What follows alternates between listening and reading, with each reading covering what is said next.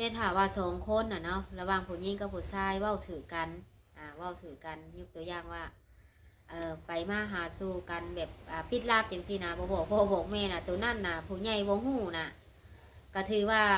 ถ้าผู้หญิงให้ความร่วมมือน่ะคือสิบ่ได้เสียอยู่ดอกพี่น้องเอ้ยถ้าว่าผู้หญิงให้ความร่วมมือน่ะเนาะฝ่ายผู้สาวให้ความร่วมมือ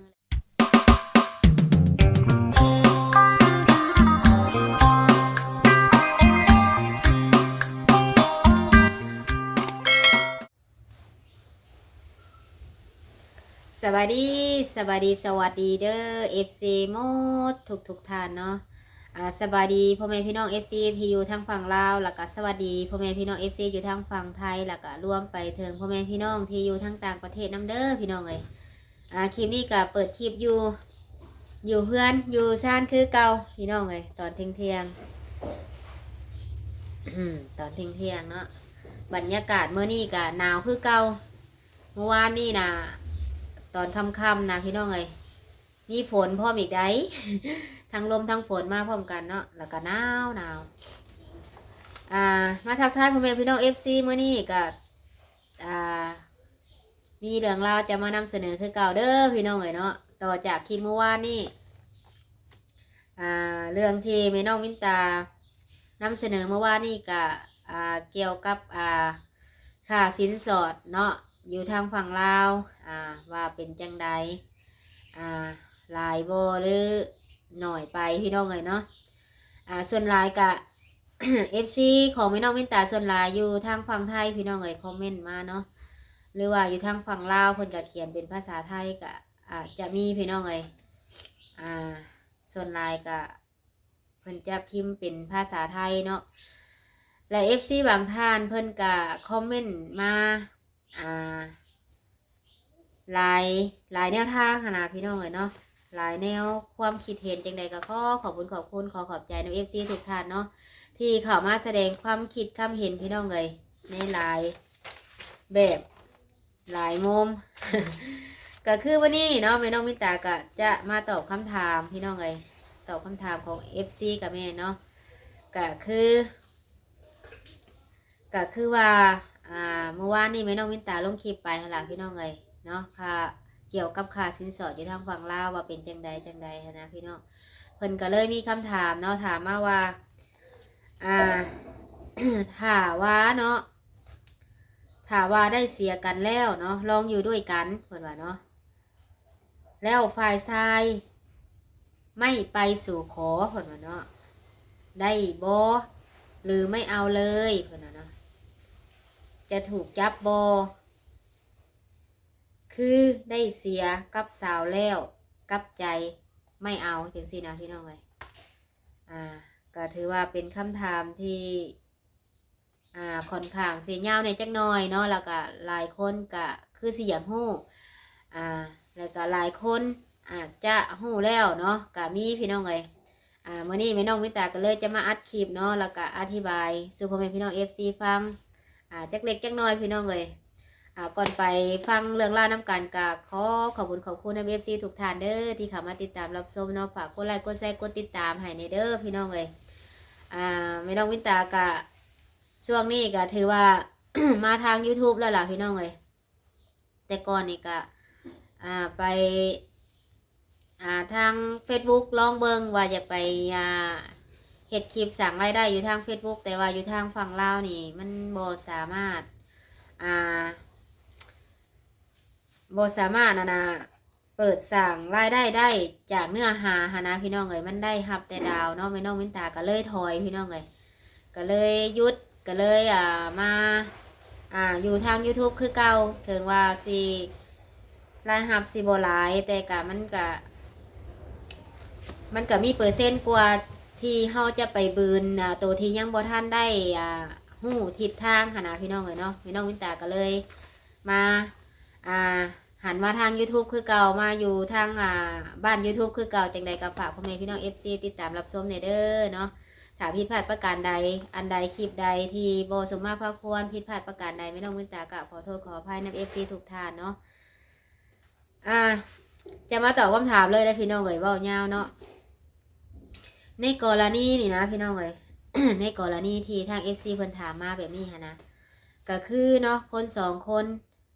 ที่คันสิว่าแล้วกับผู้ว่าผู้สาวนะที่เขาเจ้าหักแพงกันเนาะแล้วก็แบบร่วมกันคุยกันโดนแล้วล่ะแต่ว่า แต่ว่าเนาะยังบ่ทันได้ฮอดแบบว่าขันคอจังซี่นะพี่น้องเอ้ยยังบ่ทันได้ฮอดขันคอยังบ่ทันฮอดพ่อแม่ให้ไปสู้ไปคอจังซี่นะและสองคนน่ะไปรักอยู่น้ำกันจังซี่นะเนาะไปรักอยู่น้ำกันแต่เอากันจังซี่นะและต่อมาเนาะอยู่น้ำกันประมาณคันสิเว้าแล้วก็ประมาณ4 มื้อ5 มื้อหรือว่า10 วันจังซี่นะเนาะและเจ้าบ่าวหรือว่าผู้บ่าวน่ะคิดก็คือแบบว่าบ่อยากเอาแล้วกับผู้หญิงคนนี้จังซี่นะเนาะและคิดแบบว่าบ่อยากเอาแล้วกลับใจแบบว่าอยากเป็นโสดคือเก่าจังซี่นะทั้งที่สองฝ่ายฮู้แล้วว่าเอากันจังซี่นะส่วนหลายนี่อยู่ทางฝั่งลาวเขาเจ้าจะมักสู้เอากันหรือว่าเอากันก้นคอก้นแต่งหั้นนะพี่น้องเอ้ยเนาะและกลับใจก็คือแบบว่าบ่อยากเอาจังซี่นะและในกรณีนี้เนาะ FC เพิ่นอยากรู้ว่าได้เสียบ่จังซี่นะเนาะอะไรเพิ่นสิถูกจับบ่จังซี่นะเนาะในกรณีที่เป็นแบบนี้นะพี่น้องเอ้ยแน่นอนเนาะต้องได้เสียคือเก่าพี่น้องเอ้ยแต่ว่าอาจจะบ่คือคืออันที่เฮาไปไหวไปขอเนาะมันจะแตกต่างกันอยู่บอนที่ว่าฝ่ายหญิงแล้วก็ฝ่ายชายนี่เนาะมันก็มีเฒ่าแก่ในโฮมคือเก่าได้พี่น้องเอ้ยมีในบ้านมายั่งยืนคือเก่าเนาะมีเฒ่าแก่หรือว่าเจ้าโคตรลุงตาทั้งฝ่ายหญิงแล้วก็ฝ่ายชายคือเก่าไปซ่องหน้ากันเนาะไปเว้ากันในกรณีที่แบบว่าเฮาบ่อยากเอาแล้วกับเมียผู้นี้นี่นะลองไปอยู่แล้วประมาณ5 มื้อ10 มื้อจังซี่นะก็เลยแบบบ่อยากเอาจังซี่นะเพิ่นก็จะมีการปรับเลยพี่น้องไงมีการปรับเนาะมีการปรับใหม่เป็นเงินคือเก่าคันสิเว้าแล้วก็อยากซ้ำกันกับค่าดองพุ่นล่ะพี่น้องไงอยากเท่ากันอยากซ้ำกันพุ่นล่ะยกตัวอย่างว่าค่าดอง35 ล้านจังซี่เนาะมันก็ต้องได้ประมาณสำนั่นแหละเนาะแล้วก็แต่ว่าเพิ่นสิให้เสียก็สิประมาณ20 ล้านจังซี่นะพี่น้องไงแต่ว่าสิบ่ได้มีคาดมีหยังไว้ดอกเนาะเพราะว่ายกตัวอย่างเพิ่นว่า20 ล้านนี่เพิ่นก็จะให้เสียเบิด20 ล้านจังซี่นะ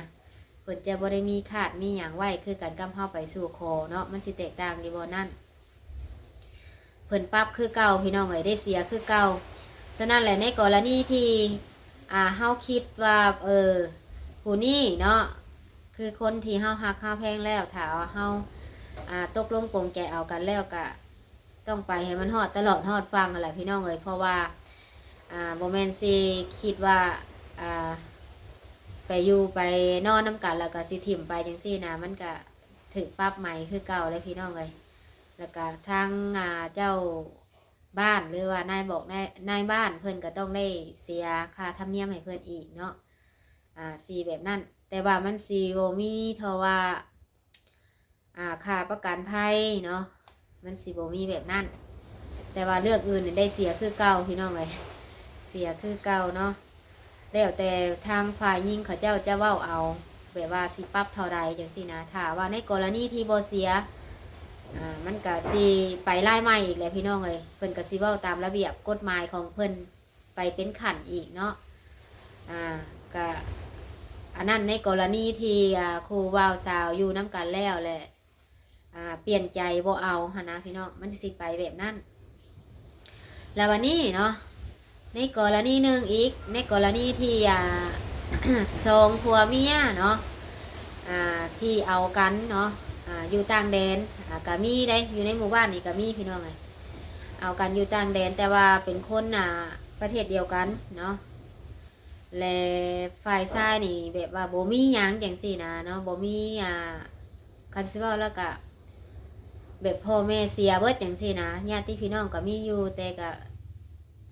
คันสิเว้าแล้วก็แบบบ่อยากยากพี่ยากน้องจังซี่นะพี่น้องเอ้ยบางคนนี่เอากันแล้วเนาะเอากันแล้วนี่ก็ บ่มาไหวมาขอนี่ก็มีพี่น้องเอ้ยหลายคู่อยู่เนาะถามว่าแบบนั้นน่ะแล้วบ่แล้วบ่แล้วแต่สองคนเขาเจ้าพี่น้องเอ้ยแต่ว่าทางครอบครัวพ่อแม่นี่ยังบ่แล้วเนาะยกตัวอย่างคือครอบครัวของฝ่ายหญิงนี่เพิ่นจะต้องมีการซื้อเนื้อเนาะซื้อเนื้อหรือว่าล้มงัวให้เจ้าโคตรลุงตาหรือว่าญาติพี่น้องกินอีกพี่น้องเอ้ยครั้งหนึ่งเนาะเพื่อเป็นการข่าวให้รับรู้ว่าคนผู้นี้ได้เอาผัวแล้วจังซี่นะพี่น้องเอ้ยมันก็สิเป็นไปแบบนั้นเนาะมันก็สิว่าง่ายก็คือบ่ง่ายพี่น้องเอ้ยมันก็บ่แล้วคือเก่าเนาะต้องได้เฮ็ดตามเหตุของคันสิว่าแล้วก็เฮ็ดตามประเพณีหั่นน่ะพี่น้องเอ้ยถ้าว่าบ่เฮ็ดผัดยันว่าแบบเป็นนั่นเป็นนี่หั่นนะจังซี่นะพี่น้องเพราะว่าอันคือฝั่งลาวนี่ยังนับถือเนาะศาสนาพูดอยู่แต่ว่าเหตุของแบบผีจังซี่นะญาติพี่น้องผู้ที่ ตายไปจังซี่นะเนาะยังนับถือแบบนั้นอยู่ก็มันเลยมีหลายคนเนาะว่าปากต่อปากก็เลยเห็นให้ครอบครัวผู้เป็นฝ่ายยิ่งนะโบแล้วจำเป็นต้องได้ซื้อเนื้อซื้ออย่างมาสู่เจ้าโคตรลุงตากินคือเก่าพี่น้องเลยมันสิเป็นไปแบบนั้นเนาะFC เพิ่นบ่เข้าใจบางท่านเพิ่นก็ว่า ในกรณีที่เฮาบ่เอาแล้วเนาะมันก็คิดว่าแล้วไปเลยอันที่จริงบ่แล้วได้พี่น้องเลยต้องได้เฮ็ดตามประเพณีอีกเพิ่นได้เฮ็ดบทบันทึกในบ้านมายั่งยืนอีกว่าสองคนนี่บ่ได้เป็นผัวเมียกันเนาะแบบว่าคันสิเว้าแล้วก็มันอยากคล้ายๆแบบปั๊บเนาะเจ้านึกได้อยู่ได้นอนน้ำกันแล้วแต่ว่าเจ้าบ่เอาจังซี่นะพี่น้องเลยมันก็ต้องได้ปั๊บได้ใหม่กันอีกเนาะมันสิไปในกรณีแบบนั้นมันก็สิบ่คือกันกับที่เฮาไปขอเนาะถ้าเฮาไปขอนี่ก็คือมันสิเว้าเรื่องขั้นตอนนั้นเงินยืนเงินข้างพี่น้องเอ้ยมันสิมีแบบนั้นมันสิมีหลายขั้นตอนคันสิว่าแล้วกันมันสิมีเงินประกันภัยเงินค่าขายคำปากเนาะสิแตกต่างกันไปอีกแบบ จังใดกะคลิปนี้นะมาทักทายพ่อแม่พี่น้อง FC มาอธิบายสู่พ่อแม่พี่น้อง FC ฟังน้อยนึงพี่น้องเลยบางท่านเพิ่นกะบ่เข้าใจเนาะ ว่าในกรณีที่เฮาอยู่น้ำกันแล้วแหละไปเลยจังซี่นะแหละมันก็สิบ่ได้เสียเงินบ่จังซี่สิถือแก้บ่ขนาดเนาะแต่ถ้าว่าพี่น้องเอ้ยแต่ถ้าว่าสองคนน่ะเนาะระหว่างผู้หญิงกับผู้ชายเว้าถือกันเว้าถือกันยกตัวอย่างว่าไปมาหาสู่กันแบบปิดลับจังซี่นะบ่บอกพ่อบอกแม่น่ะตัวนั่นน่ะผู้ใหญ่บ่ฮู้น่ะก็ถือว่าถ้าผู้หญิงให้ความร่วมมือน่ะคือสิบ่ได้เสียอยู่ดอกพี่น้องเอ้ยถ้าว่าผู้หญิงให้ความร่วมมือน่ะเนาะฝ่ายผู้สาวให้ความร่วมมือแหละบ่บอกพ่อบอกแม่จังซี่นะไปลิ้นไปเที่ยวข้างนอกแหละแบบสองคนหั่นนะแบบบ่มีไผฮู้จักจังซี่นะแล้วเลิกลากันไปซื่อๆจังซี่นะอันนั้นน่ะถือว่าบ่มีไผฮู้เนาะเฒ่าแก่เจ้าโคตรลุงตาบ่ฮู้นี่ถือว่าบ่ได้เสียหยังพี่น้องเอ้ยถือว่าเลิกลากันไปแบบสบายเลยล่ะตัวนั้นน่ะบ่มีไผฮู้เนาะอันนั้นก็เป็น กรณีหนึ่งอีกพี่น้องเอ้ยในกรณีหนึ่งอีกเพราะว่า หีดของประเพณีอยู่ทางฝั่งลาวนี่ถามว่ามีพ่อมีแม่เนาะถามว่าโบเฮ็ดแบบนั้นนะมันก็โบได้เลยพี่เนาะเราต้องได้เฮ็ดตามที่หมู่บ้านว่างออกเนาะเขาต้องเฮ็ดไปตามเพิ่นนั่นแหละพี่น้องเลยจังใดก็เพิ่นว่าเฮ็ดจังใดก็เฮ็ดไปตามเพิ่นมีบ่มีก็เฮ็ดคือกันเบิดพี่น้องเลยเนาะแต่ว่าบางคนก็ว่าโบยากเนาะโบยากในงานสู่ของานแต่งสำหรับผู้มีเงินน่ะโบยากเลยพี่น้องเลยเฮ็ดหยังก็ง่ายเบิดเนาะก็ยอมรับอยู่ว่าง่ายถ้าว่าเฮามีเงินนะ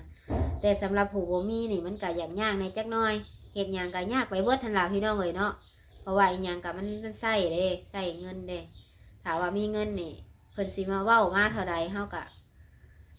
เอาให้เพิ่นโลดเนาะสิเว้าคำบาท1 2 บาทเฮาก็เอาให้เพิ่นโลดมันก็บ่ได้ยากเลยพี่น้องเลยมันก็สิแตกต่างกันไปแบบนั้นโอเคพี่น้องเอ๋ยสำหรับคลิปนี้กับมาฮอนี่จะได้ขอจบเพียงสามีก่อนเด้อพี่น้องเอ๋ยเนาะ จังใดก็ขอขอบคุณขอบคุณเอฟซีทุกท่านที่เข้ามาติดตามรับชมให้กำลังใจพี่น้องวินตาว่าไปคำใดผิดพลาดประการใดกล่าวขอโทษขออภัยเนาะอยู่ในคลิปนี้เด้อพี่น้องเอ้ยแล้วก็จะเอานำคำคิดคำเห็นพ่อแม่พี่น้องเอฟซีที่คอมเมนต์มานำไปปรับปรุงแล้วก็แก้ไขจังใดก็ขอขอบคุณขอบคุณหลายๆที่เข้ามาติดตามรับชมเนาะขอให้เอฟซีทุกท่านจงมีสุขภาพร่างกายแข็งแรงปราศจากโรคภัยไข้เจ็บทั้งปวงเด้อนอนรับก็ขอให้ได้เงินหมื่นนอนตื่นขอให้ได้เงินแสนพี่น้องเอ้ยสาธุเนาะไปพบกันคลิปต่อไปคลิปนี้ไปก่อนสบายดี